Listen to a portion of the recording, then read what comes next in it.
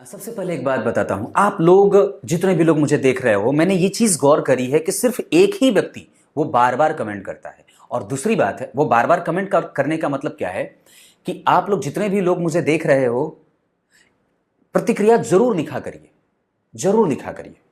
हाँ, और मैंने ये अक्सर बात देखी है कि जिन लोगों के कार्यक्रम में मैं कमेंट लेता हूं और जिनकी कुंडली देखता हूं, वो लोग कुंडली दिखाने के बाद छूमंतर और गायब। तो कहां जाते हो आप लोग? समझने वाली बात है। और कहां से आते हो? ये हवा का झोंका कहां से आया था जो यूं बहा करके मुझे ले गया? मैं उसके भावनाओं में अपने प्रवाह को जो है वो ताबड़तोड़ देता रहा और फिर वो गायब हो गया। वो है ना वो एक बात कि वो आंधी की तरह जीवन में आया और मैं सूखे पत्ते की तरह उसके साथ बिखर गया। ये नहीं होना चाहिए। बने हो तो अंतिम तक बनो। स्वार्थी और स्वार्थी सोच लेकर के ना आया करो। किसी के साथ भी आपके संबंध चिरंतन, सत्य और हमेशा के लिए होने चाहिए, चाहे किसी के साथ भी हो। वो संबंध इतना महत्वपूर्ण है कि आपको कब आपके लिए आपके साथ खड़ा हो जाए ये कौन जानता है। प्रतिक्रिया जरूर लिखिए। कार्यक्रम कैसा लगा ये तो जरूर लिखिए। नमस्कार नहीं कर सकते तो जय श्री कृष्ण जरूर लिखिए। इससे कम से कम गति मिल जाएगी। मैं भी वही लिखता हूं, आप भी वही लिख दिया करो। बस इतनी सी बात कार्यक्रम के आरंभ में जोड़ना चाह रहा था। प्रतिक्रिया जरूर लिखा करिए, इससे मुझे बल मिलता है। जो लोग भी देख रहे हो ना, बस तो टाइप कर दो जय श्री कृष्ण, इससे आनंद आ जाए। पक्की बात है? समझ में आ रही होगी चीजें, या फिर से कहूं? जरूर लिखो।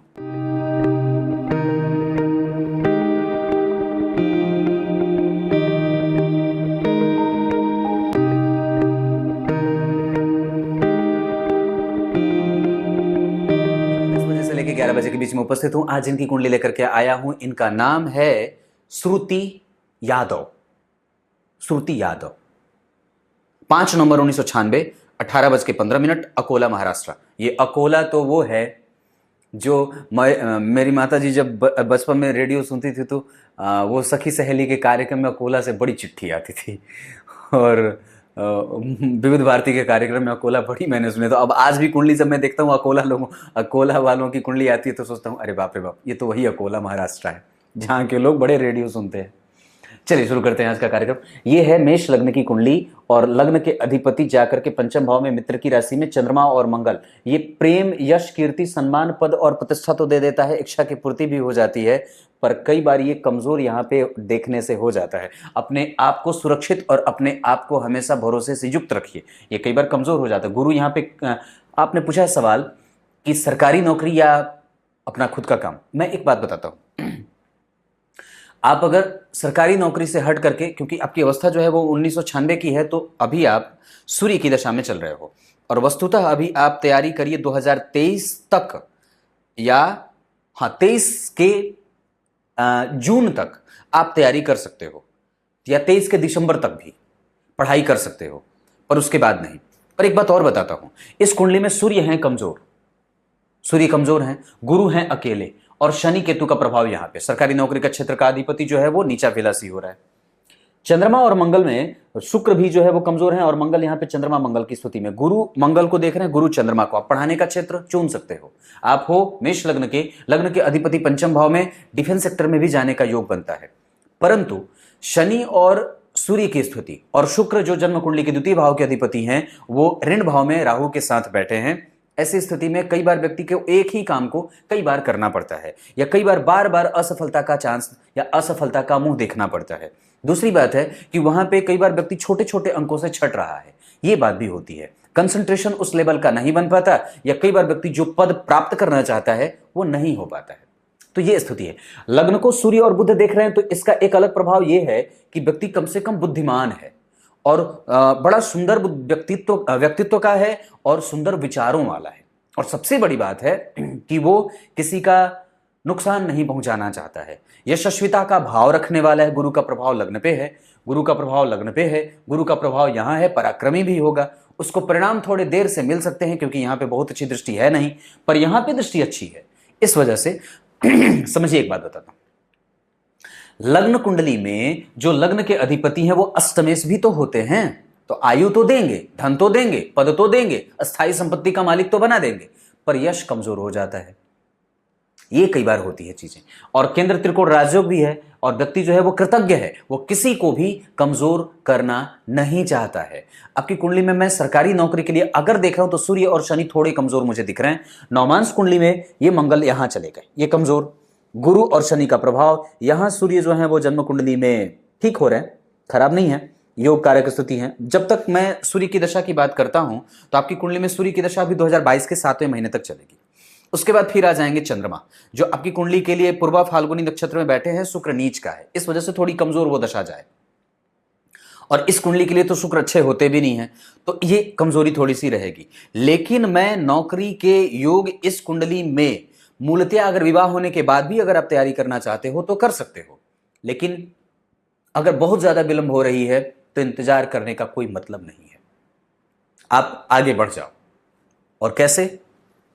गुरु का प्रभाव लग्न पे, गुरु का प्रभाव यहां, गुरु मंगल, गुरु चंद्रमा, सूर्य बुद्ध का बुद्धादित्य योग।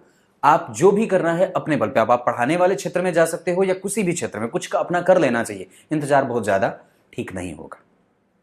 उसके बाद कि जो मैं देख रहा हूं, हालांकि अभी आपकी कुंडली में 22 के 7वें महीने तक यश प्राप्त करने का योग चल रहा है, लेकिन सूर्य में अंतिम दशा है, ये शुक्र चलेंगे, तो द्विद्वादश के संबंध में होने के कारण, अंतरदशा का अधिपति कमजोर होने के कारण थोड़े से अंतरदशा में कमजोरी भी दिख रही है। उसके बाद सूर्य आपकी कुंडली में तुला राशि के बैठे हैं, इसका नीच भंग हो नहीं रहा। और दूसरी बात है कि चंद्रमा जो है आपकी कुंडली में सिंह राशि के हैं, तो शुक्र और चंद्रमा, शुक्र और सूर्य, इन दोनों का संबंध बहुत अच्छा तो होता नहीं है, इस वजह से भी ये महादशा कमजोर जा रही है। उसके बाद इस भाव से जहां सूर्य बैठे हैं या जहां की ये अधिपति हैं, यहां से चतुर्थस्थ भाव खाली और यहां से चतुर्थस्थ यहां भी खाली, इस वजह से भी आपको कई बार परिणाम कमजोर मिल रहा है। जहां सूर्य बैठे हैं उसका अधिपति, देखिए इस सूर्य को कहीं से भी कोई अतिरिक्त बल नहीं मिल रहा है किसी शुभ ग्रह का, इस वजह से भी कमजोरी। आगे का भाव खाली, पीछे राहु, तो ये एक स्थिति कमजोर। उसके बाद जो है वो पराक्रमेश के साथ ये पंचम भाव के अधिपति बैठे हैं, तो त्रिक भाव के अधिपति के साथ पंचम भाव के अधिपति के बैठने के कारण भी कई बार व्यक्ति को विलंब से समस्याओं का समाधान मिलता है। तो ये बात भी है, ये इतनी सारी समस्या, पर इतने के बाद भी अगर मैं कहूं तो और भी नजदीक से आके बताऊं तो सूर्य जो है वो जन्म कुंडली में 19 डिग्री के हैं, ये षडबल में कमजोर हो जाएंगे। और गुरु जन्म कुंडली में अकेले बैठे पूर्वाषाढ़ा नक्षत्र में, और ये भी कमजोर। तो दोनों ही स्थितियां, भाग्य में अकेले भाग्य भाव के अधिपति का बैठना वो व्यक्ति को भाग्यशाली, भाग्य का लाभ प्राप्त करने वाला, पूर्वजों का आशीर्वाद प्राप्त करने वाला बनाता तो है, पर थोड़े थोड़े कमजोर भी, क्योंकि नवमांश कुंडली में गुरु कन्या राशि की तरफ जा रहे हैं, वहां वो शनि की राशि में बैठे हैं। हालांकि वो वृश्चिक राशि बन रही है नवमांश कुंडली में, पर वो द्वितीय भाव के अधिपति होकर के जा रहे हैं एकादशवें भाव में। वो संबंध खराब नहीं है, दाम्पत्य के संबंध भी खराब नहीं है, और वो ठीक है। यहाँ राहु शुक्र के साथ है, ये संग खोजता है और ये ठीक है। यहाँ पे चंद्रमा की स्थिति बन रही है, भाग्येश की दृष्टि है, बहुत बढ़िया है। दाम्पत्य में तो कोई समस्या नहीं देख रहा हूं, क्योंकि गुरु का भी प्रभाव यहाँ होगा, गुरु का प्रभाव यहाँ भी होगा। सूर्य और गुरु मित्र होते हैं, सूर्य शनि मित्र है तो कभी कभी ठनाठनी हो सकती है, पर वो अलग मैटर, उस पर चर्चा ना करूं। लेकिन दाम्पत्य ठीक है, उसमें कोई कमजोरी नहीं है, बार बार बोल रहा हूं। लेकिन नौकरी में थोड़ी दिक्कत है, मशक्कत अभी बाकी है, पर आप अगर वक्त है तो 23 तक देख लो, उसके बाद ना करना। अगर खुद के बल पे कुछ करना चाहते हैं तो सूर्य की दशा है, आप कर दो, अभी आरंभ है। अभी आपकी कुंडली में 21 के 7वें महीने से शुक्र आए हैं, जो कि जन्म कुंडली के सप्तम भाव के अधिपति होकर के पीछे गए हैं। वो आर्थिक हानि कभी भी नहीं होने देते। और चंद्रमा आपकी कुंडली में जो बैठे हैं वो बैठे हैं कृष्ण पक्ष के 10वीं तिथि के। मैं सोच रहा था यही बात होगी, और यही है। ये चंद्रमा जो है वह आपकी कुंडली में पापक ग्रह बन के बैठे हुए हैं, और मंगल जन्म कुंडली में लगने से इसके पास बल है। लग्न का अधिपति पंचम में बैठे तो बलवान हो जाता है, और गुरु से दृष्टि भी है, लग्न भी और लग्नेश भी। इस आधार पर व्यक्ति के पास यशस्विता का भाव है, तेजस्विता का भाव है, भाग्यशाली होने का भाव है, लेकिन अकेले बैठ करके वो निचोड़ रहा है, इस वजह से वो कमजोरी। और चंद्रमा इस कुंडली के लिए सुख भाव के अधिपति होकर के पंचम में बैठे, माता का सुख, पर कई बार बहुत ज्यादा एडजस्ट करना पड़ता है, ये बात भी दिखती है। अष्टम भाव के अधिपति भी तो होते हैं वो लग्नेश, इस वजह से कई बार कमजोरी भी देते हैं, और परिणाम देर से मिलने के आसार कई गुना बढ़ जाते हैं। सूर्य की पूजा, देवी माता का दर्शन, उसके बाद हनुमान चालीसा का पाठ, और सूर्य की दशा चल रही है। इस कुंडली के आधार पर अगर आप चाहो, नौकरी नहीं मिल रही है, तो सूर्य का रत्न माणिक्य भी धारण कर सकते हो। तब तक के लिए नीच के होने के बावजूद भी बोल रहा हूं, इसलिए क्योंकि नवमांश कुंडली में भी वो अच्छी स्थिति में जा रहा है और कमजोर नहीं है। वो दशमांश कुंडली में भी अगर मैं देख लूं, रुक रहा था तो बता ही दूं, तो दशमांश कुंडली में भी अगर जो स्थिति बन रही है तो वहां धनु लग्न का ही दशमांश बन रहा है, लग्न में ही चंद्रमा बैठे हैं और राशि के अधिपति जो दशमांश कुंडली के लग्नेश हैं वो लग्न को देख रहे हैं। गुरु चंद्रमा का योग है, कैरियर कमजोर नहीं है क्योंकि दशम स्थान में राहु और शुक्र हैं, जहां शुक्र नीच का है, इस वजह से थोड़ी सी मशक्कत ज्यादा करवा रहे हैं। अब एक बात और भी है कि वही ग्रह लग्न कुंडली में नीच का हुआ और दशमांश कुंडली में भी नीच का हुआ, इसका मतलब है कि वो अगर थोड़ी बहुत बल लगा दे हम तो शायद हो सकता है कि ये शुक्र की दशा हमें परिणाम दे दे। तो ये भी बात बनती है। तो हमें अपने आशा को छोड़ने की आवश्यकता नहीं है, बस उसको लगातार उस जगह पे कायम रहने की बात है। क्योंकि ग्रह अगर लग्न कुंडली में भी नीच का हुआ, नवमांश में भी जन्म कुंडली में राहु के साथ युति पे है, दशमांश कुंडली में भी नीच का दशम स्थान में जा रहा है, तो वो बाधक है ना। धनु लग्न की कुंडली के लिए शुक्र बाधक हो जाते हैं, इस वजह से वो बाधाएं उत्पन्न कर रहे हैं। लेकिन उसके पास जाने अनजाने एक बल भी है क्योंकि वो बली हो रहा है, तो बाधाओं में बल भी दे रहा है और आपको ढाढ़स भी दे रहा है। कर लो अगर चाहते हो तो स्थिति है। बस इतनी सी बात है। अब नमस्कार करता हूं।